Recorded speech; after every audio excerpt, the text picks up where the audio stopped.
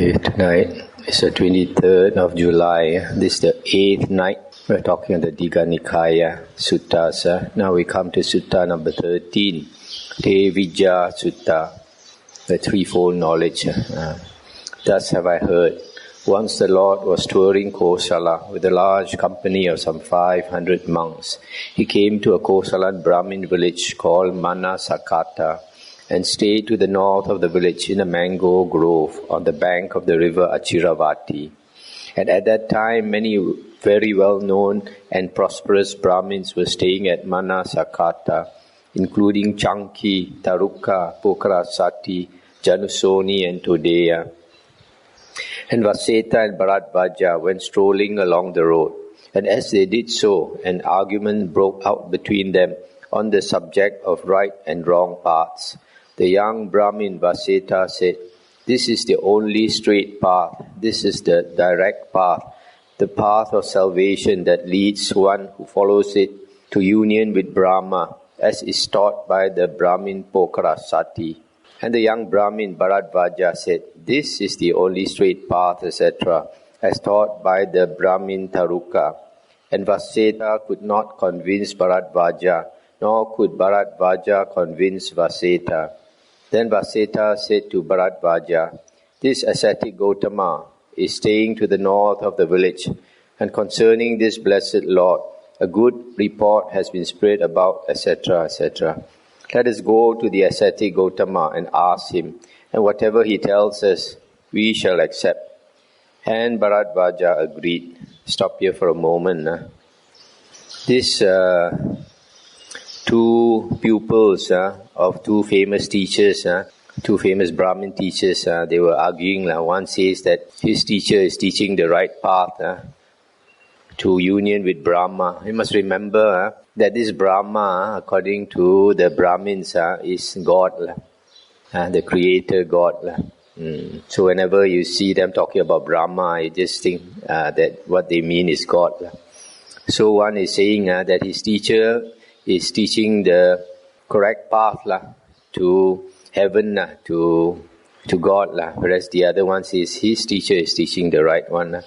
But they agreed that they should consult the Samana Gotama, the Buddha, because Buddha has a very good reputation, and they believe that he is enlightened. So the two of them went to see the Lord. Having exchanged courtesies with him, they sat down to one side, and Vaseta said, "Reverend Gotama, as we were strolling along the road, we got to discussing right and wrong paths. I said, 'This is the only straight path, etc., as is taught by the Brahmin Pokarasati.' And Bharadvaja said, 'This is the only straight path, as is taught by the Brahmin Taruka. This is our dispute, our quarrel, our difference.'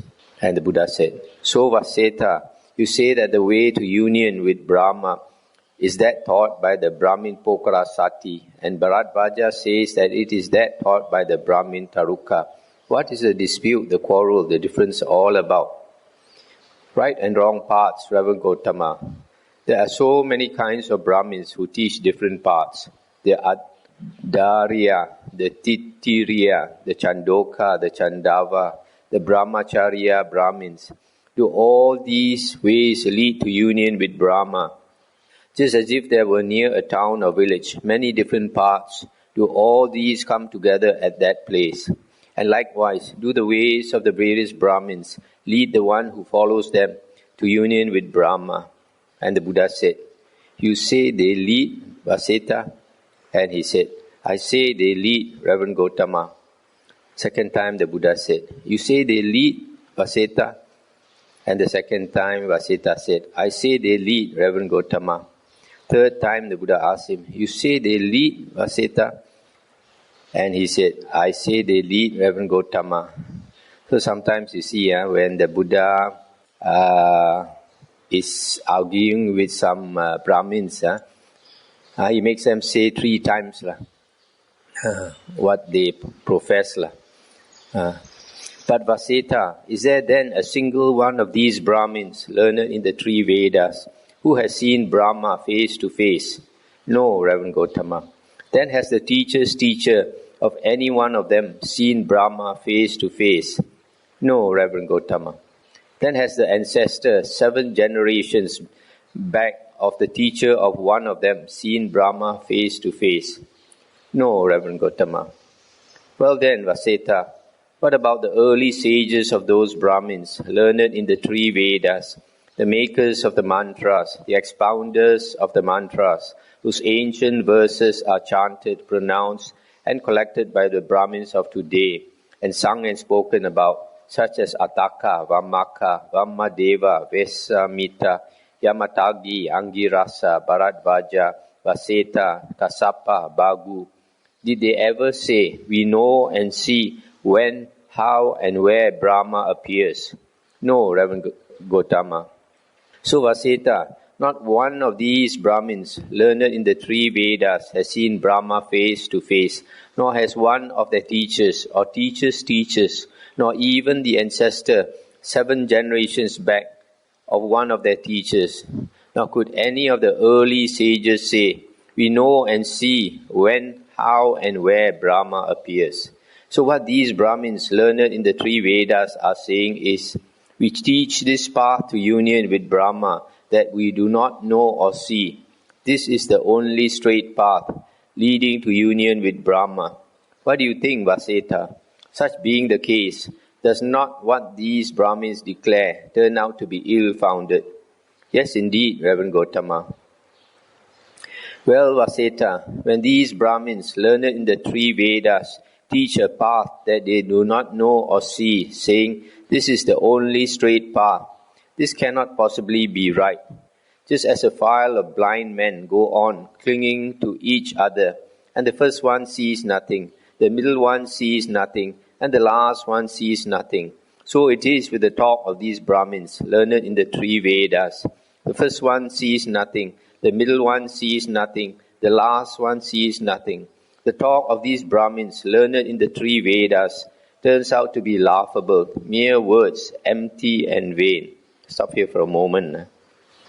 So sometimes people who are not well read in the suttas, they think the Buddha is so compassionate that he won't criticize people. But here you can see the Buddha is indeed very blunt. Here he's saying that all these Brahmins, they claim to teach the way to union with Brahma, but they have never seen Brahma.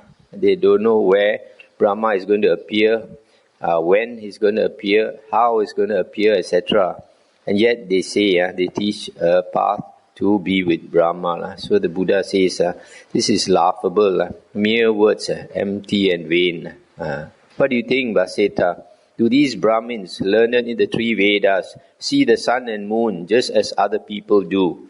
And when the sun and moon rise and set, do they pray, sing praises and worship with clasped hands? They do, Reverend Gautama. What do you think, Vaseta? These Brahmins, learned in the 3 Vedas, who can see the sun and moon just as other people do, can they point out a way to union with the sun and moon, saying this is the only straight path that leads to union with the sun and moon? No, Reverend Gautama. So Vaseta, these Brahmins, learned in the 3 Vedas, cannot point out a way to union with the sun and moon, which they have seen.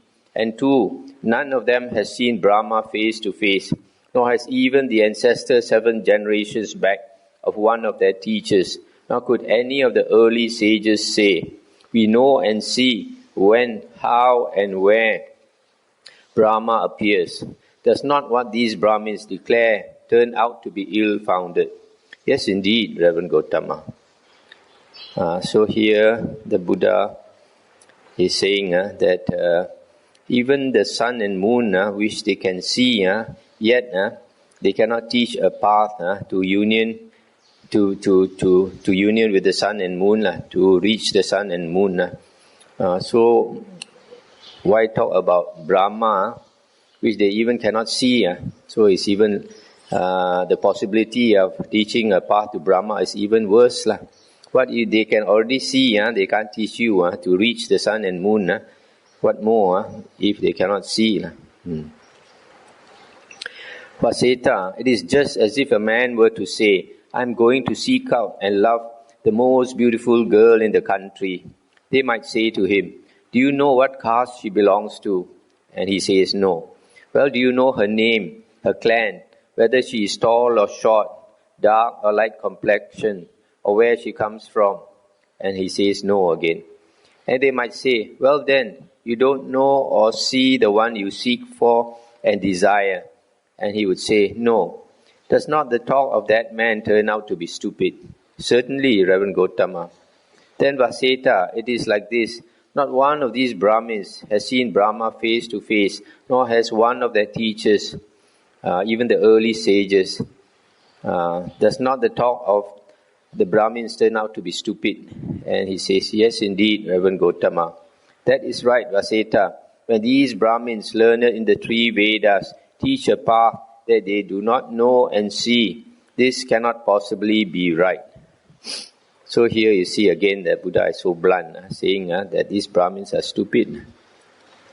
Vaseta, it is just as if a man were to build a staircase for a palace at a crossroads. People might say, this staircase for a palace, do you know whether the palace will face east or west, north or south, or whether it will be high, low, or one of medium height? And he would say no. And they might say, well then, you don't know or see what kind of a palace you are building the staircase for? And he would say no. Does not the talk of that man turn out to be stupid? Certainly, Reverend Gautama. Vaseta, it is just as if this river Achiravati were brimful of water, so that a crow could drink from it, and a man should come along wishing to cross over, to get to the other side, to get across, and standing on this bank were to call out, come here, other bank, come here. What do you think, Vaseta? Would the other bank of the river Achiravati come over to this side on account of that man's calling, begging, requesting, or wheedling? No, Reverend Gautama.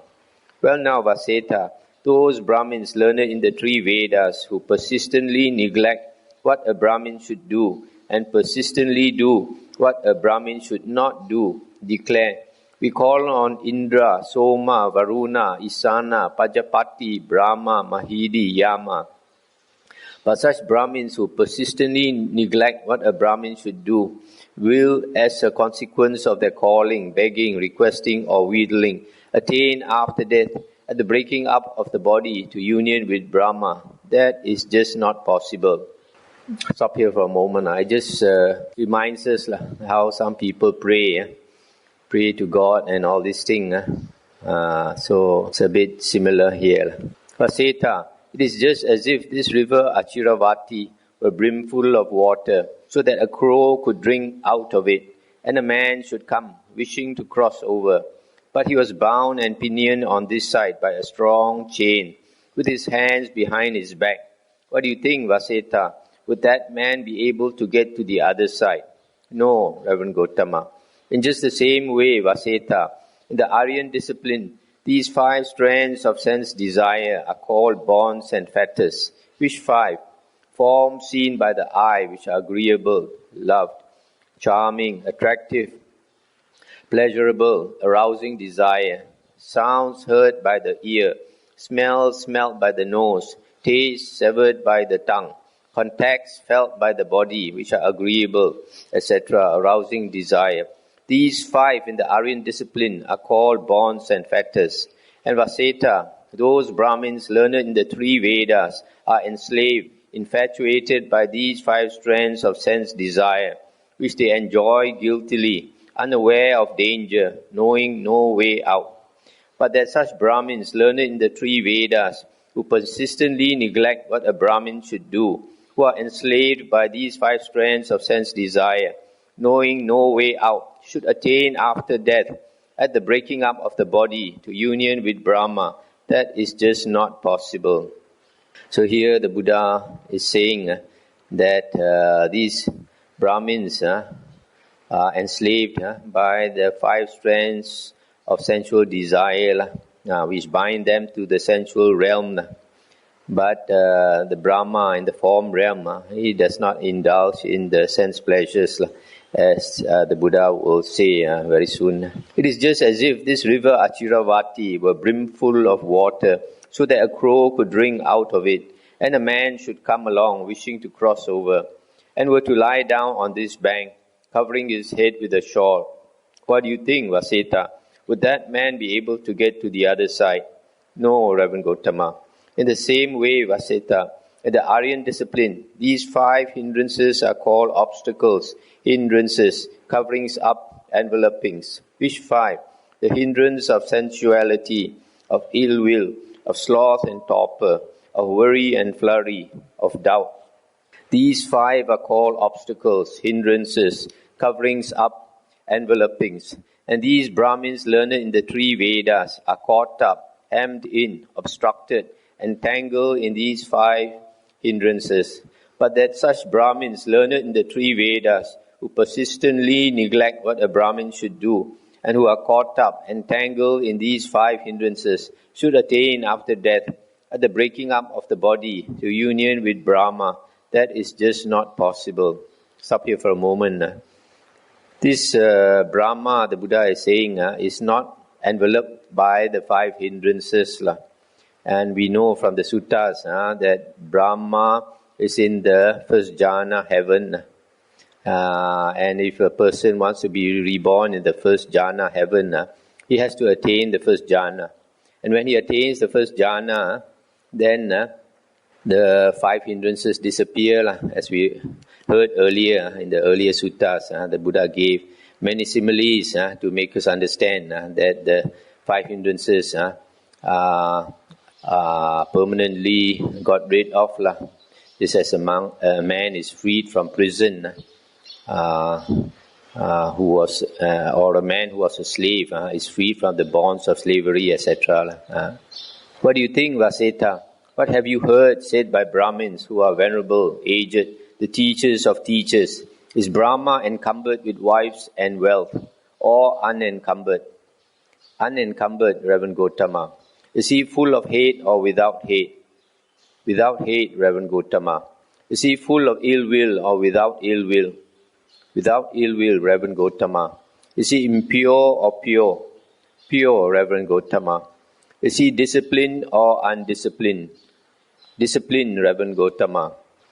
What do you think, Vaseta? Are the Brahmins learned in the 3 Vedas encumbered with wives and wealth, or unencumbered? Encumbered, Reverend Gautama.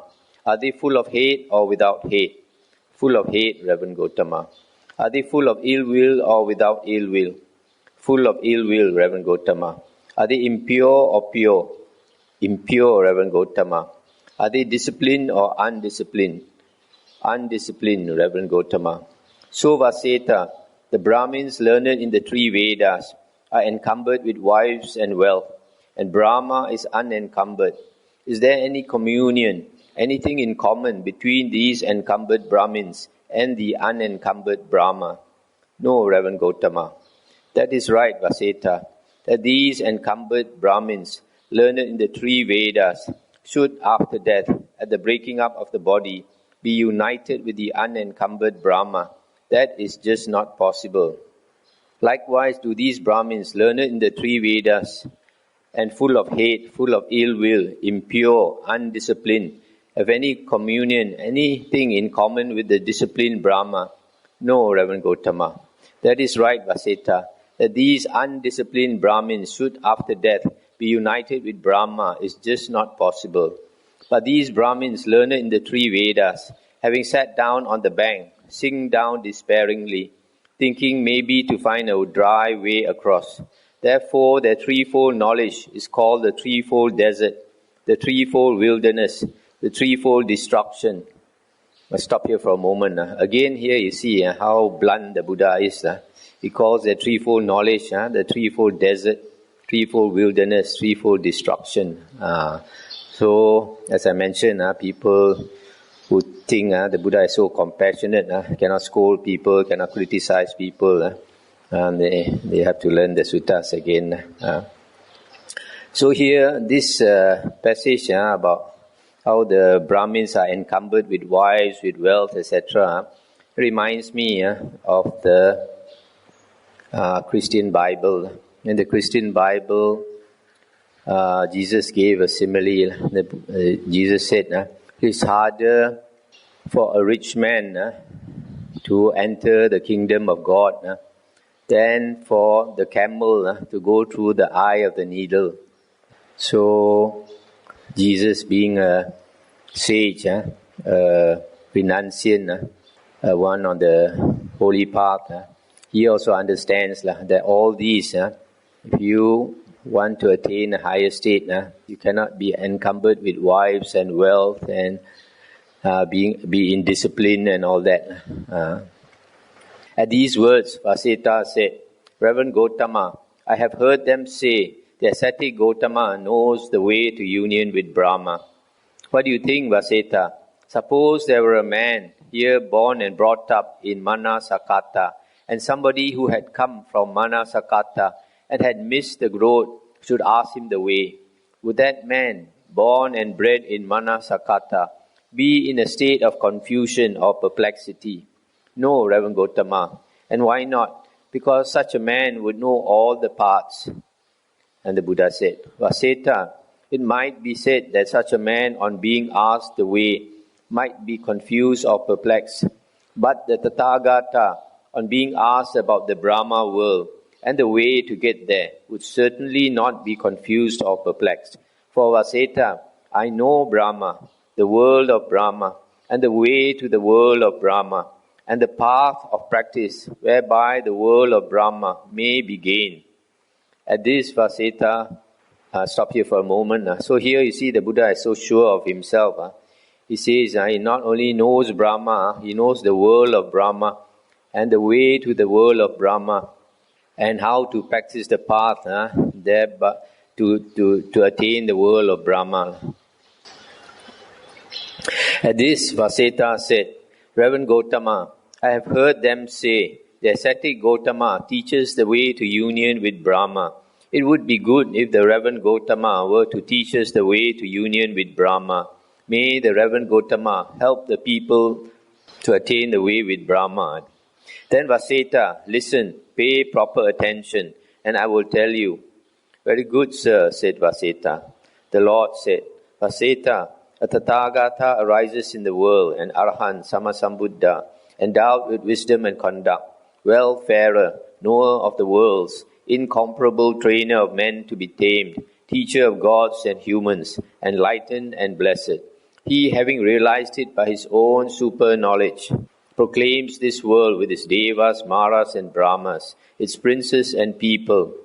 He preaches the Dhamma, which is lovely in its beginning, lovely in its middle, lovely in its ending, in the spirit and in the letter, and displays the fully perfected and purified holy life. A disciple goes forth, practices the moralities, etc., as in the Sutta number 2, the various factors of charana, and attains the first jhana. Then with his heart filled with loving kindness, he dwells suffusing 1/4, the second, the third, the fourth. Thus he dwells suffusing the whole world, upwards, downwards, across, everywhere, always with a heart filled with loving kindness, abundant, unbounded, without hate or ill will. Just as if a mighty trumpeter were with little difficulty to make a proclamation to the 4 quarters, so by this meditation, Vasita, by this liberation of loving kindness by the mind, he leaves nothing untouched, nothing unaffected in the sensuous sphere. This Vasita is the way to union with Brahma. Then with his heart filled with compassion, with joy, with equanimity, he dwells suffusing 1/4, the second quarter, the third, the fourth quarter. Thus he dwells suffusing the whole world, upwards, downwards, across, everywhere, always with a heart filled with compassion, joy, equanimity, abundant, unbounded, without hate or ill will. Just as if a mighty trumpeter were with little difficulty to make a proclamation to the 4 quarters. So by this meditation, Vasita, by this liberation of compassion by the mind, liberation of joy by the mind, liberation of equanimity by the mind, he leaves nothing untouched, nothing unaffected in the sensuous sphere. This Vasita is the way to union with Brahma.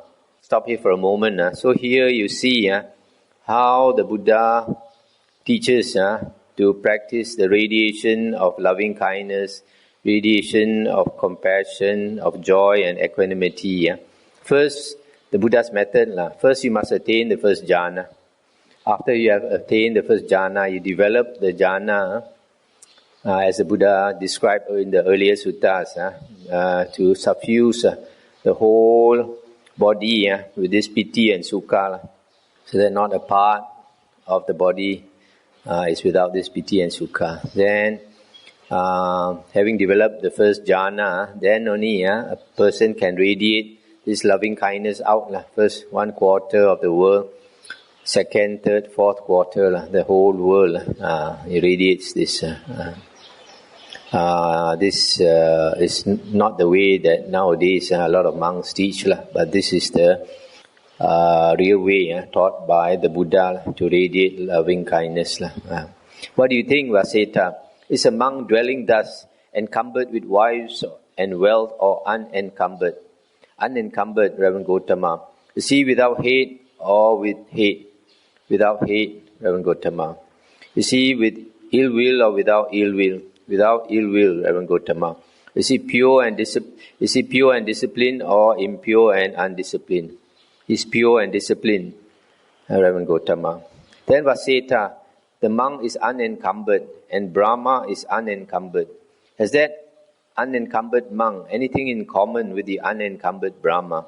Yes, indeed, Reverend Gautama. That is right, Vaseta. Then that an unencumbered monk, after death, at the breaking up of the body, should attain to union with the unencumbered Brahma. That is possible. Likewise, a monk without hate, without ill will, pure, disciplined, after death, at the breaking up of the body, should attain with union with Brahma. That is possible. At this, the young Brahmins, Vaseta and Bharadvaja, said to the Lord, "Excellent, Reverend Gautama, excellent. It is as if someone were to set up what had been knocked down, or to point out the way to one who had got lost, or to bring an oil lamp into a dark place, so that those with eyes could see what was there. Just so, the Reverend Gautama has expounded the Dhamma in various ways. We take refuge in the Reverend Gautama, in the Dhamma and in the Sangha. May the Reverend Gautama accept us as lay followers, having taken refuge from this day forth as long as life shall last." That's the end of the sutta. So you see how the Buddha can make the Brahmins see that all their talk about the threefold knowledge is all rubbish. And their claim to teach the way to union with Brahma is also utter rubbish. So because the Buddha is so blunt, a lot of Brahmins don't like the Buddha. Even up to today, I have met some Brahmins when they learned that when I was younger, before I renounced, my good friend's father-in-law, when he heard that I was very interested in Buddhism, he started to criticize the Buddha. I think tonight I'll stop here because the next sutta is fairly long and also my voice is not so good. Anything to discuss? Can I ask any question? What is that to abandon sense desires, seeing, hearing, all that stuff? But why?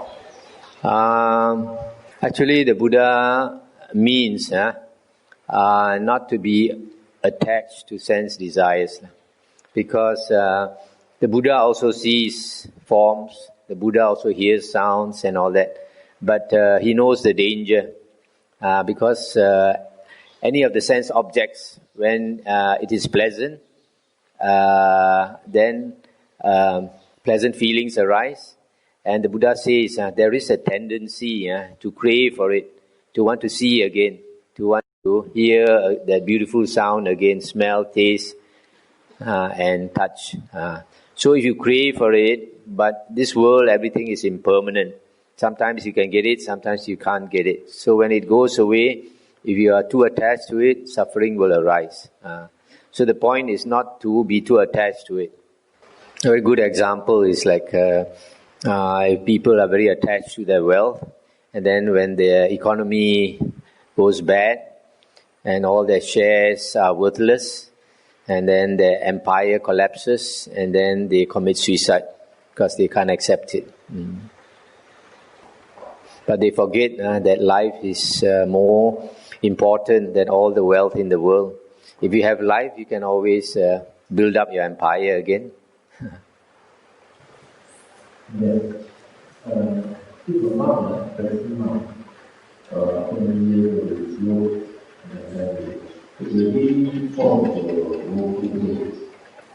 Say again. Practice for many years.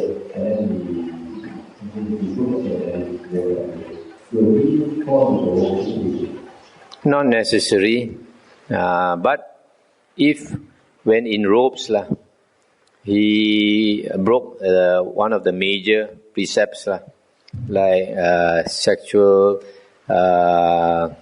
intercourse or stealing something worth money valuable or killing somebody then he will go to the woeful plane of rebirth. There are certain things when a person wears the robe he cannot do, but when he disrobes he can do. So if he keeps to that regulation, when he is wearing the robe, certain things he cannot do, he don't do. Then after that, if he disrobes and he does the things that a layman can do, then it's okay. But usually if a monk has worn the robe for many years and after he disrobes, he will realize his weakness and he will regret. The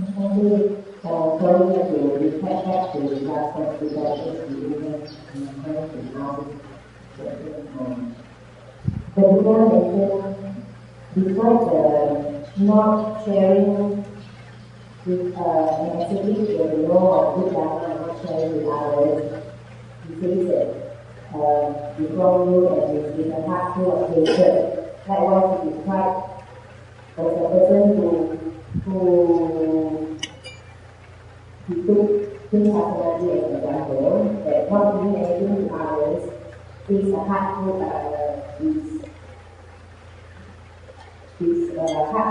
hatred. And when you think why the Buddha uses such strong words, because I would think that this is being attached to this being very attached to our possessions that we're not willing to share with others, but this is just because of hatred. Well,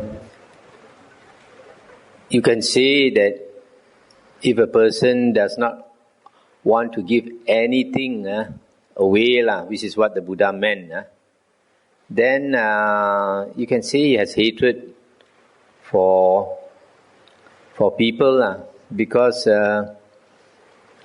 even an animal will share with other animals if they have enough. And if a person, even though he's selfish, even his close family members, he will share. But what the Buddha means is that if this person doesn't share anything at all, then he must have a lot of hatred.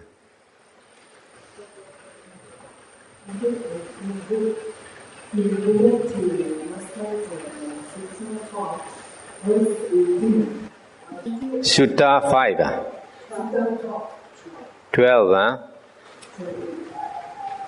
Verse 18, that was the teacher was appointed, and he teaches, let's say, only to a group of students at center who doesn't listen to his teaching.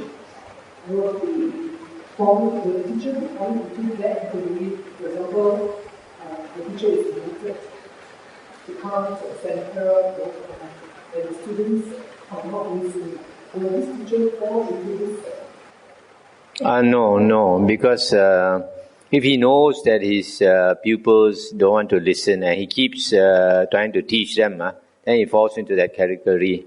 But if he goes there not knowing that they are not going to listen to him, then after that, he knows he should not go back there.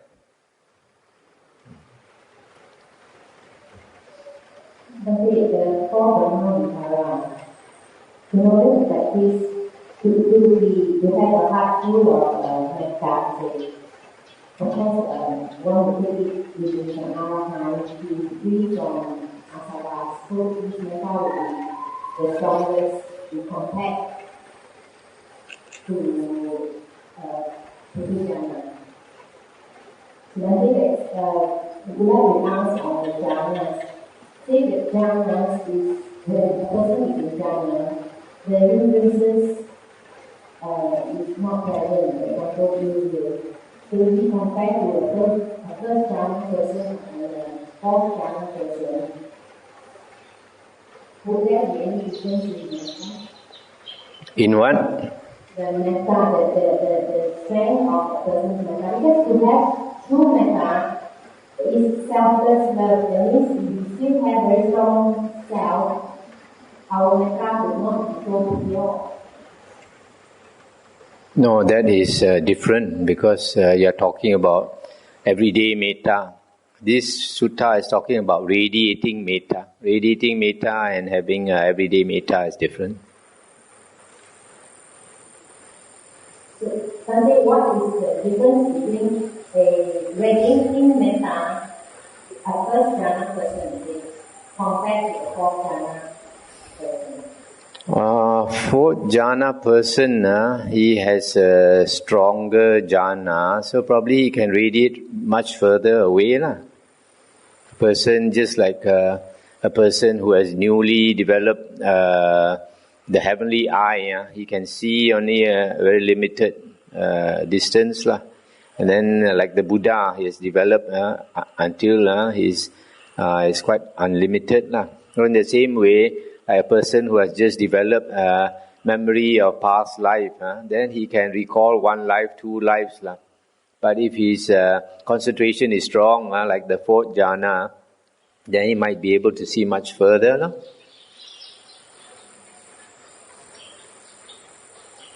Something says here abandoned and unbounded. So wondering what is unbounded. That means the strength is which then is still not like a person who has first jhana and his radiation of metta cannot be like the Buddha. You see a person who is free from asara, his arahant. His radiation of metta is very different from a person, for example, first state area, is able to practice the form of state. Should be different because Arahant, his concentration is much better.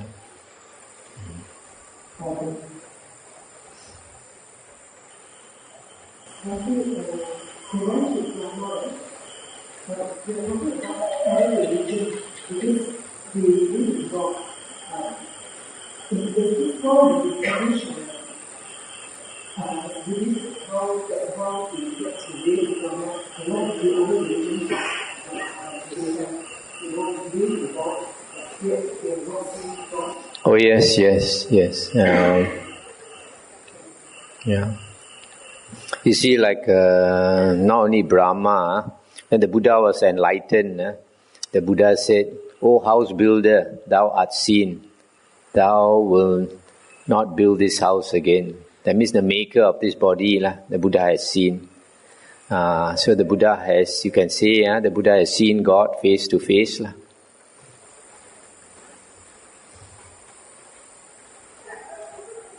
Okay, there's no question. Let's end here.